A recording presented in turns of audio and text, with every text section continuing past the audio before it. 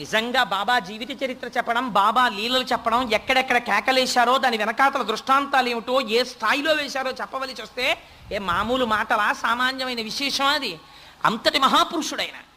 అందుచేత మసీదులోనే ఉంటూ ఉండేవారు. అప్పుడప్పుడు చందనోత్సవంలో పాల్గొనేవారు, అప్పుడప్పుడు హిందూ ఉత్సవాల్లో పాల్గొనేవారు. ఇటు శ్రీరామనవమి వేడుకలు అయ్యేవి, అటు ఆ వేడుకలు అయ్యేవి.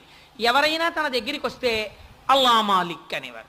ప్రపంచానికి ఉన్న లక్షణం ఏంటి? మీరు ఎంత గొప్పవారోనండి, చాలా గొప్పవారు, మీరే మా దేవుడు, మీరు మాకు జ్వరం తగ్గించేశారు కదా, ఇంకా నమ్మకం. జ్వరం తగ్గించేశారు కదా అని ఓటుకు 10 మారలంటే ఇంకేం చూసుకుంటాడు మన ఇంట్లో కష్టాలన్నీ.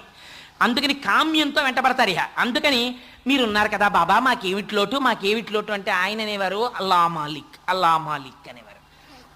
అల్లా మాలిక్ అంటే నీకు నాకు కూడా ప్రభు ఒకడు ఉన్నాడు. ఆయన అల్లా.